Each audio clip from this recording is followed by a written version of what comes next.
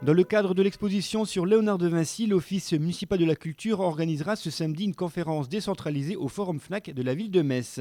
Joseph Silesi du consulat d'Italie, le campaniste Lucien Tijoux et le docteur Pascal Briouat nous livreront les secrets de leurs recherches à propos du système de suspension de la cloche mute de la cathédrale de Metz. Un dispositif anti-frottement analogue à celui dessiné par Léonard de Vinci. En compulsant des documents, notamment le fameux traité de mécanique industrielle daté de 1845, dont l'auteur est le célèbre ingénieur Poncelet, qui a notamment professé et enseigné à l'école d'application d'artillerie du génie de Metz, école célèbre, eh bien, il parle d'un système anti-frottement en place, existant donc, pour permettre à la cloche mute, donc d'un tonnage important, de pouvoir donc sonner à toute volée et de manière à ce que le frottement puisse être réduit au maximum.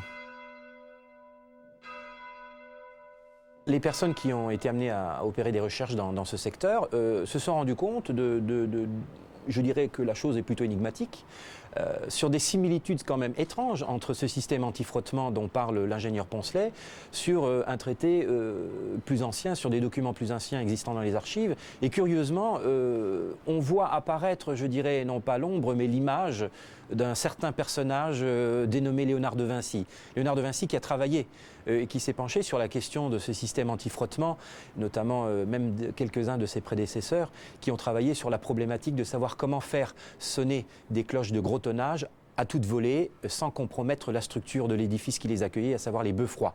Donc c'est une problématique qui reste, je dirais, aujourd'hui énigmatique et sur laquelle nous souhaiterions pouvoir apporter la lumière au mystère léonardien. Une coïncidence étrange qui s'expliquerait par le fait que ce soit Léonard de Vinci qui s'est inspiré des travaux des artisans lorrains.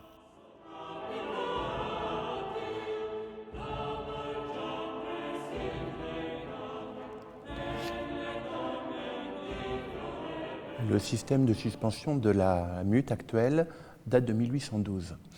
Il a été réalisé à une époque où les manuscrits techniques de Léonard n'étaient pas diffusés.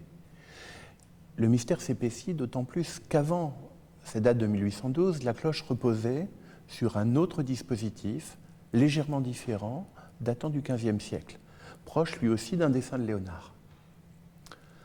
Alors comment cela est-il possible ? Eh bien, en réalité, avant même que Léonard ne s'intéresse aux cloches, au Moyen-Âge, il est évident que les artisans lorrains avaient mis au point leur propre dispositif anti-frottement.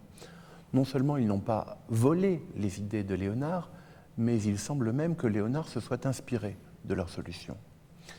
Un manuscrit prouve même que Léonard en a discuté l'efficacité avec un mécanicien allemand qui travaillait avec lui à Milan sur la fonte du cheval Sforza, qui s'appelait Giuliano Tedesco. Plus souvent qu'on ne croit dans le passé, ce furent donc les savants qui appliquèrent les idées des artisans. Pour en savoir plus sur cette énigme de la cloche mute de la cathédrale de Metz, rendez-vous donc ce samedi 22 mars à 15h30 au Forum Fnac, entrée libre.